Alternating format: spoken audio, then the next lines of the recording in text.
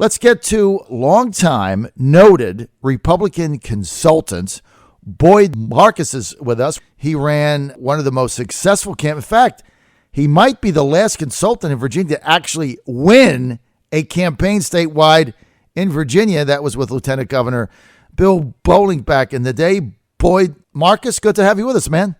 Hey, it's great to be with you, John. Thank you. Thank you so much. Boyd, look, I introed you. The Republicans in Virginia, statewide, have not won a statewide election since 2009. They've lost 7 in a row. You were involved in that big 2009 win with the Lieutenant Governor Bill Bolling at the time. You look at the math, you look at the map, and you look at the margin of victory that Hillary Clinton had in Northern Virginia this past couple weeks ago. She carried Arlington, Fairfax, and Alexandria by combined 312,000 votes. Now, you just can't make that up anywhere else. How does a Republican, Mr. Marcus, win a statewide election in Virginia? Well, I think it shows the reality that it's becoming very hard in high turnout presidential year elections to win Virginia. I would never say that it's impossible, particularly if it's an incumbent who's running for re-election, because as we saw, the congressmen did win their re-elections pretty handily. But it is very difficult to do it in a presidential election year. I mean, it's the higher turnout, just as we saw in 2008 and 2012, when we had good candidates running for at least our Senate seats. In those years, George Allen, Jim Gilmore ran in 2008. George Allen ran in 2012. But you're overwhelmed by that presidential turnout. But once you go to the gubernatorial year, it changes. Suddenly, we don't have 70% or 68% of the people voting. You have 50% maybe. And at that point, it is also not nearly as heavily a turnout in Northern Virginia. Northern Virginia is focused on federal elections. The turnout is always heavier there in federal election years than it is in state election years. And, that's a big part of why we've had more success in gubernatorial years. But it's still, in the end, it's still about nominating good candidates. If you don't nominate good candidates, you don't win elections. Okay, but we've lost 7 in a row, so even on the gubernatorial end, I mean, you look back at 2013, Lieutenant Governor of Northam beat E.W. Jackson by 10. Obviously, the Obenshain race was a few hundred. That was close. Yep. McAuliffe won. So you say, well, okay, that's true, but look, they were even able to elect Terry McAuliffe. That probably wasn't their strongest candidate ever running for governor. Neither was Cuccinelli, obviously. Let's get back to what you said earlier about the whole Bill Bolling thing in 2013. I'm in agreement with you. I think if that was a primary and not a convention and Bill Bolling was a nominee, I think he would have won in a landslide. You know, there's an argument that some of us have, Boyd, that says that really Ken Cuccinelli destroyed the Republican Party in Virginia. Because had he not done that shenanigans, changing it to a convention, all that, I believe that Bill Bolling would have been the nominee. I believe he would have won handily. Mark Obenshain would be Attorney General. You probably wouldn't have had E.W. Jackson as the Lieutenant Governor nominee. So I think there's an argument to say the Republicans in 2013 would have again run the table. How do you repeat that? Well, I think, first of all, I agree with you. I think that's probably would have been the result, and I think that I think Mark Obenshain would have won with anyone other than Cuccinelli at the top of the ticket. Right. How do we repeat it? Well, I think I think this election coming up is going to allow us a chance to do that. I think when you get the reality of it, the Democrats do not have a strong bench on their side of the fence to run for any of these spots, except I will say that Ralph Northam is certainly their strongest candidate for governor, and the fact that he is going to get the nomination without contest will allow him to certainly raise money, and but at the same time, it means that most Virginians aren't really going to know who he is when at the time when our candidates running for governor are out there running advertising, campaigning, talking about their ideas. The Democrats are going to be kind of in the shadow. And so I think the fact we have a contest may not be that big a problem for us this time, because I think we have better candidates. I think that's a real chance for us. I think it also depends a little bit though on what's going on in Washington at the time too.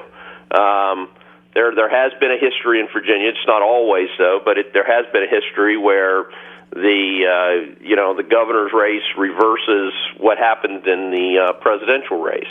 But I think that's not. I think the key here is we need to have strong candidates, and if you have strong candidates top to bottom, I think people recognize that. I think.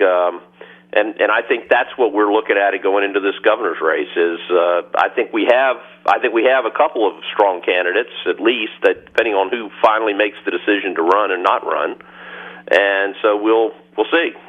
Okay, so why don't we do a little handicapping now that we have you on the air, and of course we got all the handicapping going on in football, right? So we might as well make it for politics also. Let's start on the Republican side with the gubernatorial races, Boyd.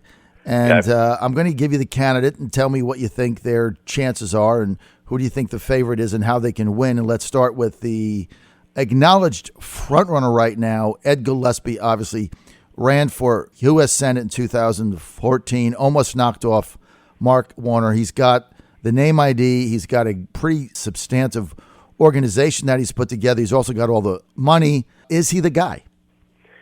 Well, I think he starts off in a clear front-runner position. Just as you said, I think that's the place he's starting from. I think he has a lot of resources. I think he has some strong positives.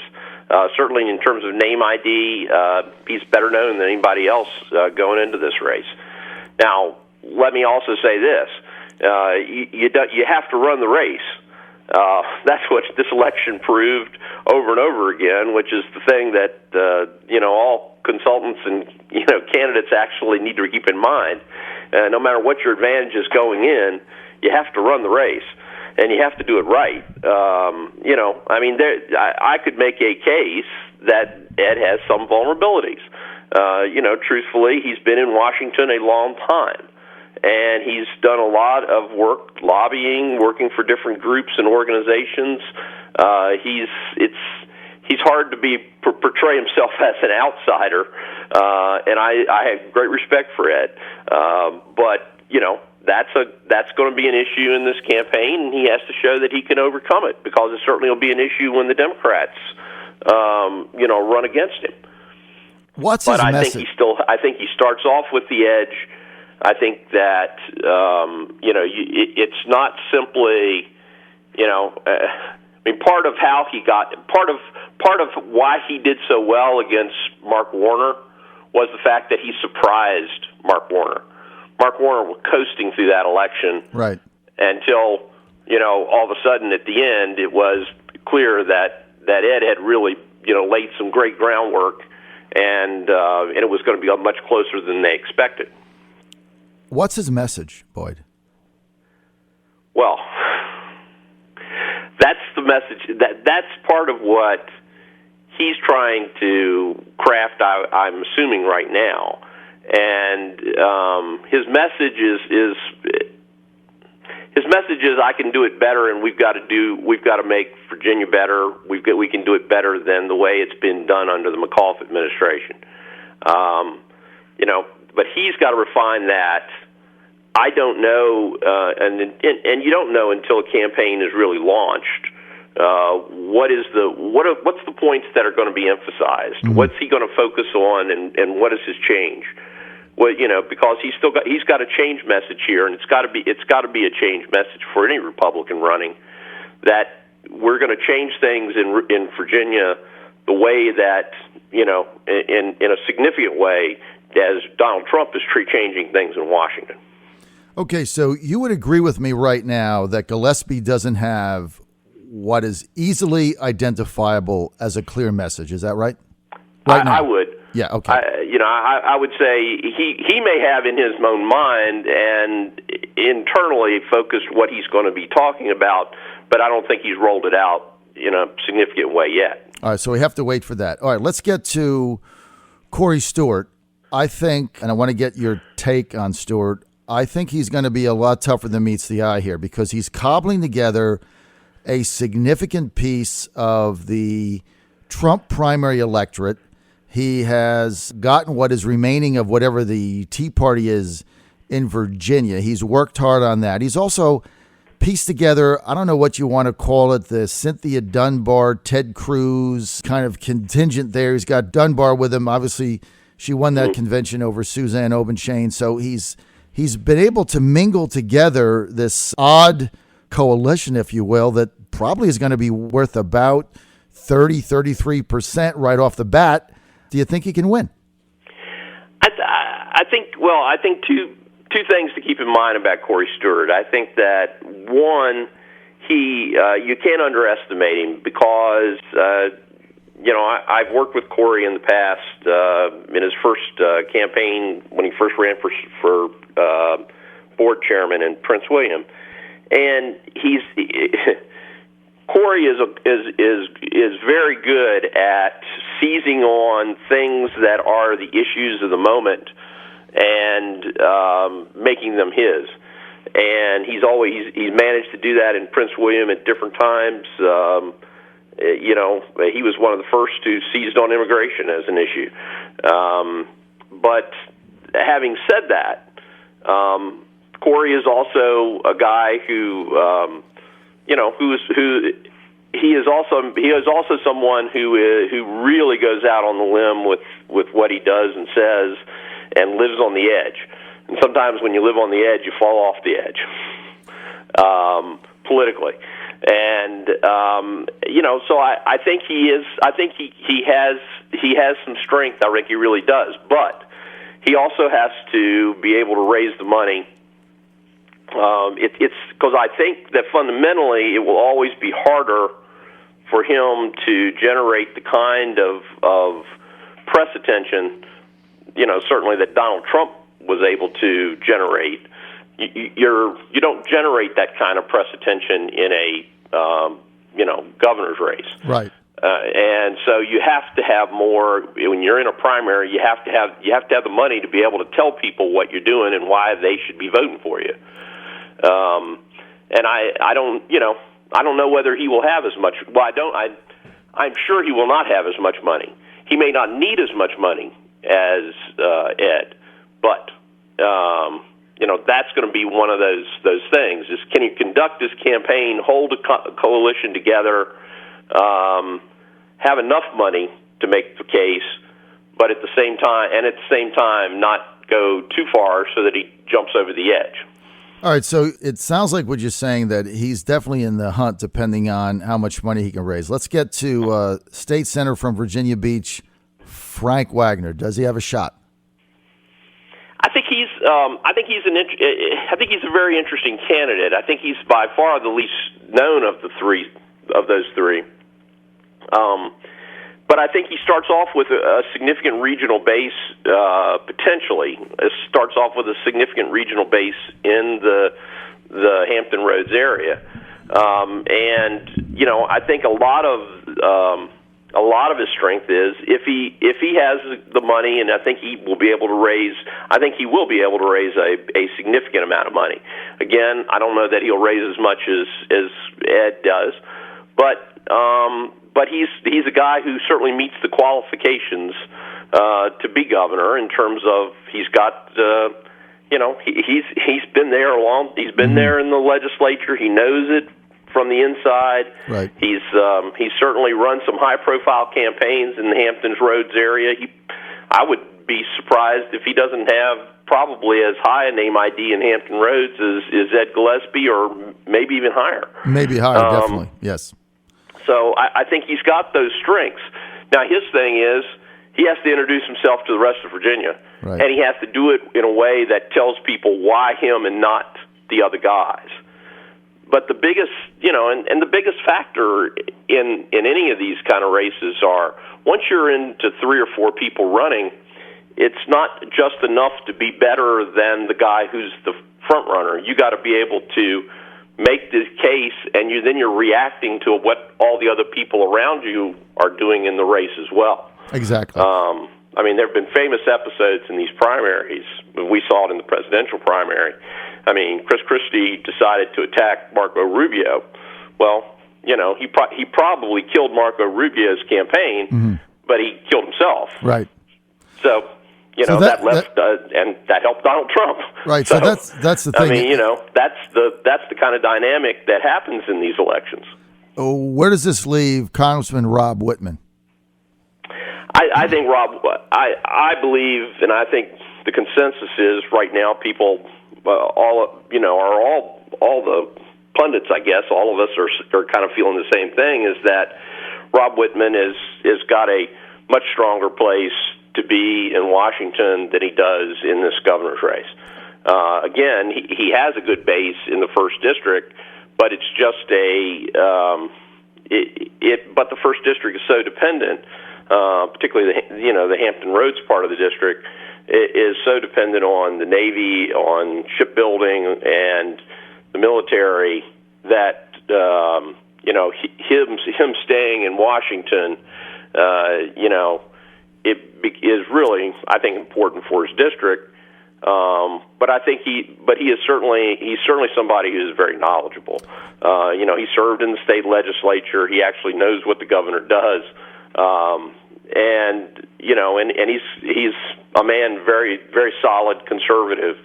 But I think that it's hard. Unless everybody shoots each other, and he just is the guy that that is the nice guy that's that's kind of still the last one standing.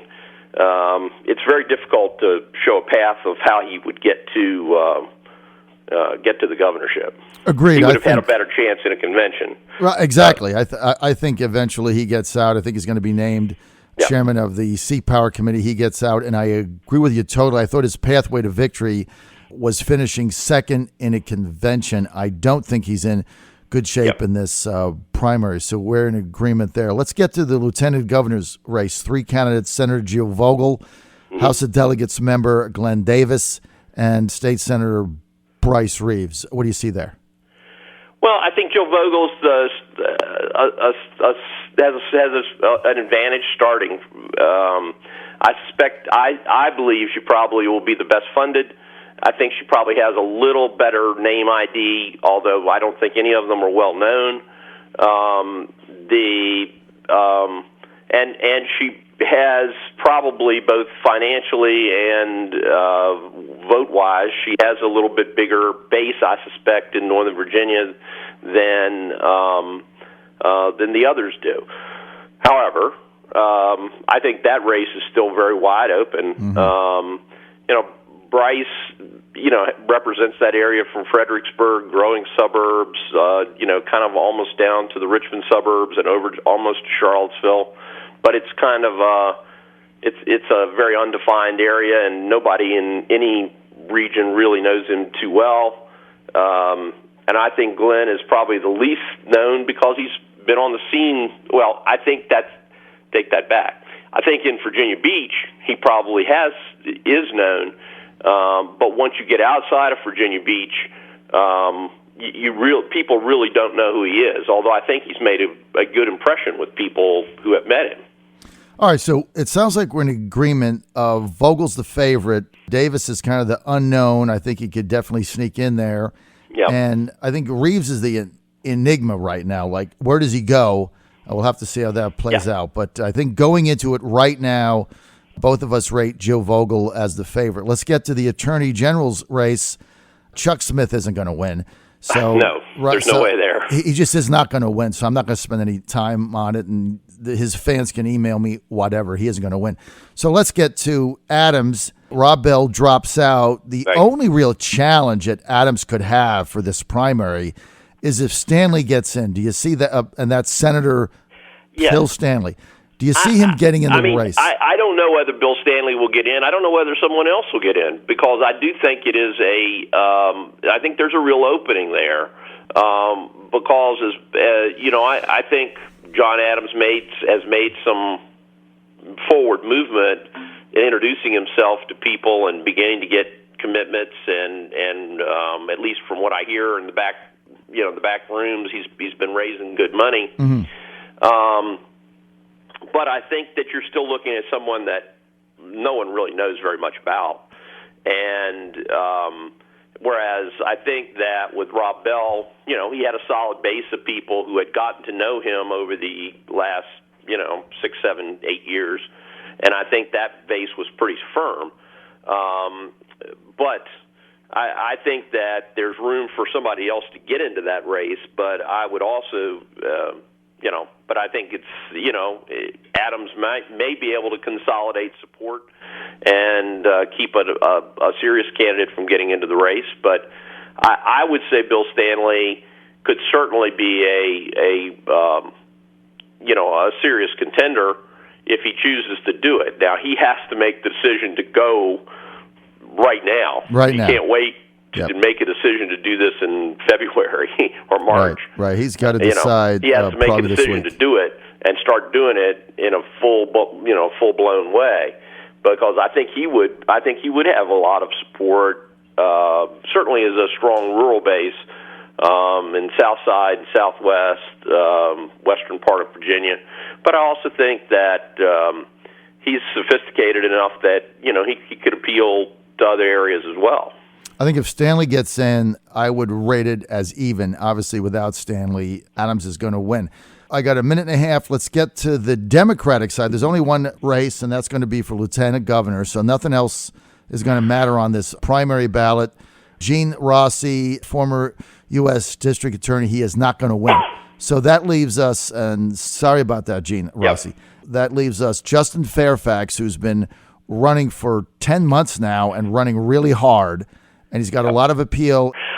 What I've heard, and again, when we get to Democratic Party politics, I'm not as knowledgeable about them, certainly.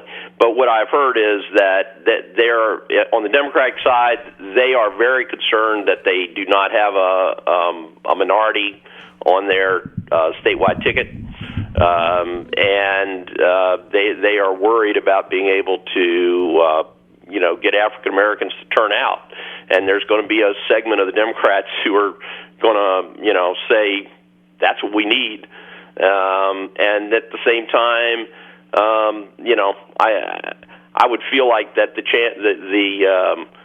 we've got to have a woman on the ticket just because it's a woman. That's always a powerful thing inside the Democratic Party. Might be a little less powerful right now because of the Clinton loss. But I think you could see somebody else jump into the thing as well. And I don't really see any of them. I mean, frankly, I don't see any of them as being as strong as any of our three candidates. I think they're. That's where they just have such a weak bench. All right, we're out of time. I want to thank GOP longtime Republican consultant Boyd Marcus for being with us. Thank you, Boyd. Take care. I got to roll. Bye. Bye. I'll be right back.